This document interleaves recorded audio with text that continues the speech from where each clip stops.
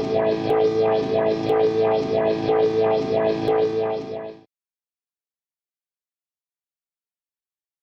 what's going on, guys? Brian from Zombie Guitar here. Here in this lesson, I want to talk about the piano theory versus guitar theory. Now, when I say that, I'm really just talking about two different approaches to essentially accomplish the same thing, but get two different sounds out of it. Music theory is the same for both instruments, but the way that the notes are laid out on the fretboard versus the way that the notes are laid out on the piano keyboard can result in two entirely different approaches or two entirely different scales being used to solo over the same chord progression. I kind of realized this. I mean, I kind of always understood this, but I really realized this the other day when me and my keyboard player were both taking turns soloing over the same chord progression, which is Daft Punk's Get Lucky chord progression. My band is covering that. So he's soloing using E minor pentatonic, E minor blues, and I was soloing using A minor pentatonic, A minor blues, and they both sounded good. And in thinking about the theory behind this stuff, we're actually both correct in our approaches, but he's in E and I'm in A. So why is that the case? That's what we're going to talk about in this lesson. This lesson is going to contain some explanations of the piano approach versus the guitar approach. It's going to contain some demos of me taking the A minor approach and the E minor approach. You can hear how both of them sound. And then if you're a full access member of the website, I'm going to have 4 video backing tracks that come along with this, so you can practice soloing over this rhythm progression, taking both the E minor approach and the A minor approach.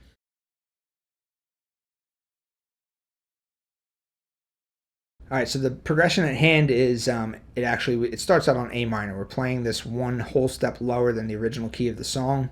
Again, the song is Get Lucky by Daft Punk.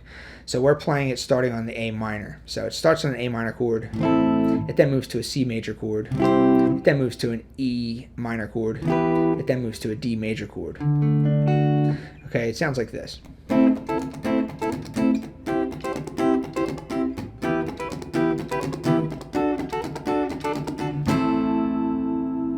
All right, so it just keeps doing that over and over. It loops over and over. It starts on an A minor, goes through some chords, ends on an A minor.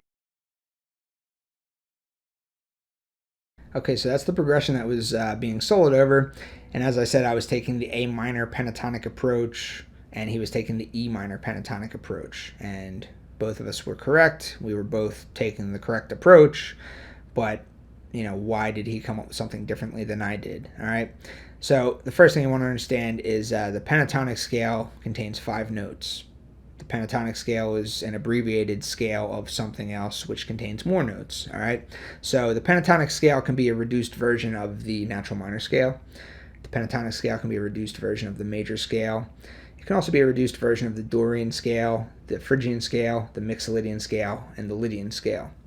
So the pentatonic combines with all those scales perfectly, as it's a reduced version of all those scales. Okay, so I'm looking at this as, okay, A minor pentatonic is 5 of 7 notes of something else. He's looking at it like E minor pentatonic is 5 of 7 notes of something else.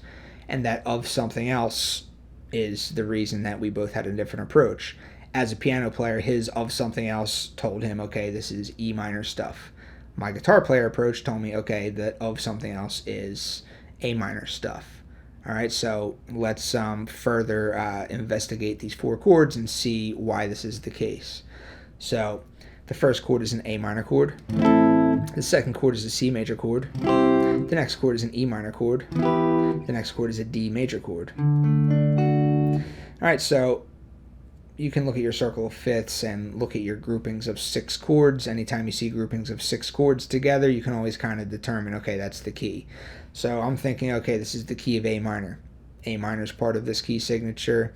C major is part of this key signature. E minor is part of this key signature. But then the D chord should be minor, but it's major. All right, so I'm 3/4 A minor, but one of the chords is kind of the eyeball out.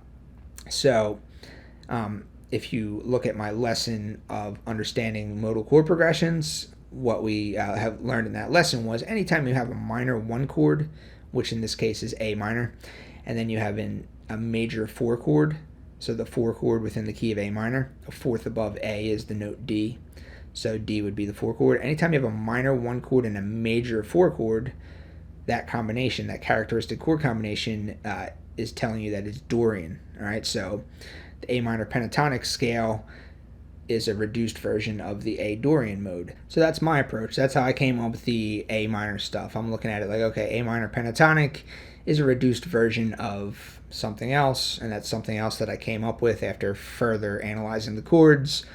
I came up with A Dorian. Okay, so in my mind, A minor pentatonic, A minor blues. If I want to throw in some extra flavor notes, I'm going to use the A Dorian scale as my additional notes to pull from.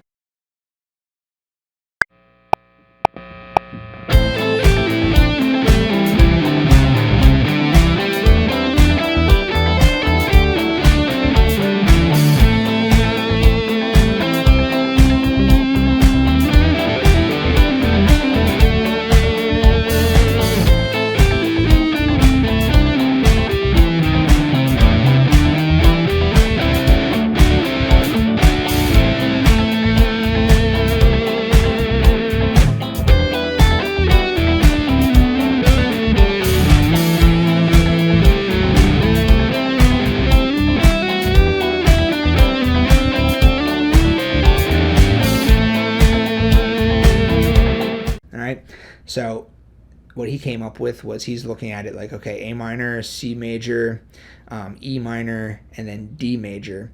He's looking at this, okay, well, that's right here in this key signature here, G major or E minor key signature. All 4 of those chords fall 100% within this grouping of 6 here. So it's either the key of G or the key of E minor. This is obviously, a minor sounding progression. There's no G major present. So he came up with, okay, this is obviously the key of E minor. To him, it was clear as day that was the case, even though the E minor chord wasn't the starting chord, it wasn't the starting and ending chord. Just the fact that these 4 chords are found within this particular key, to him it made perfect sense that, okay, E minor, and rather than playing the E natural minor scale, which could kind of sound sad and might not work for the situation, he just went with the E minor pentatonic, E minor blues, to give it like that bluesy type of sound. And again, it worked. It worked great because the minor pentatonic scale combines very nicely with that scale too.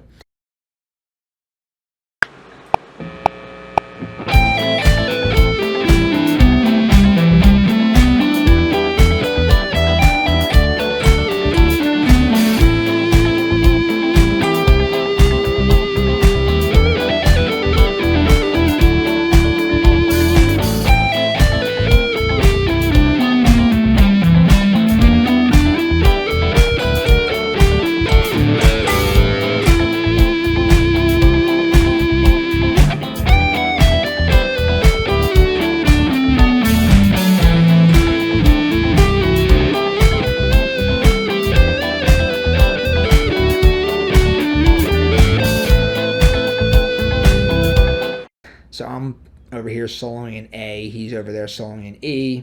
Both have a different sound, but they both work and they both sound really cool. And I thought that was really interesting, okay, because that tells you that you can basically take multiple different approaches to soloing over a chord progression depending on how you want to perceive it. Okay, so that's in a nutshell what I'm trying to get at in this lesson.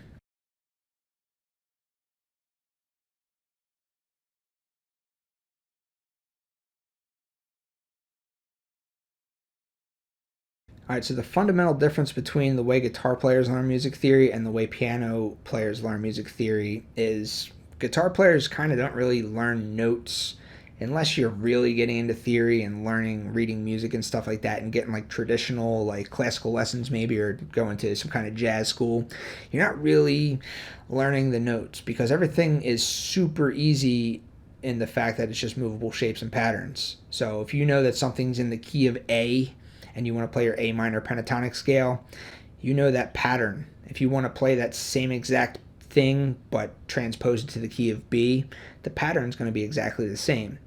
If you want to play it in the key of E, the pattern again is going to be exactly the same. Everything's movable on the guitar. So that's what makes our theory different than the piano theory. All right. So, I might not be aware of how many sharps are in the key of A, or how many flats are in the key of A, or how many sharps are in the key of E, or whatever. Like I'm just looking at it like, okay, this is just the pattern that I apply over this chord progression, and it works. If I want to play that same thing in a different key, boom, just move the pattern, super easy. That's something that's unique to the guitar. Piano players, on the other hand, they learn from a very, right away, they learn which specific notes are in each key. So from his perspective, he's looking at this chord progression on the keyboard. The A minor chord is just white notes, it's 3 white notes. The C major chord is 3 white notes. The E minor chord is 3 white notes. And the D major chord is 2 white notes but 1 black note.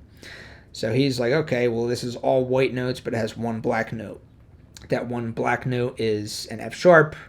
And he's like, okay, I've been practicing my scales for years, and obviously that I know that the key that this is, that has all white notes but a 1 black note, which is an F sharp, that's the key of either G major or E minor, depending on if you're looking at it from the major perspective or the minor perspective.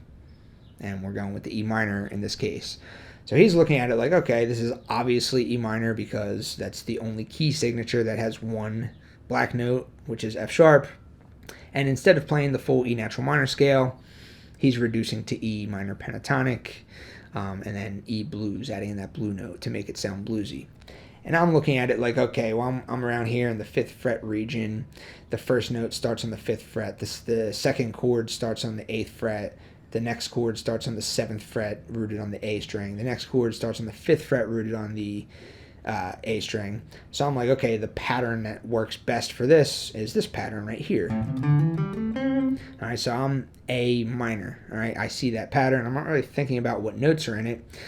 And then when I want to further investigate, I want to think, okay, well, what other notes can I use outside of the pentatonic scale? Then I look further into my chords and determine, okay, that D major chord is causing something to not be 100% A minor.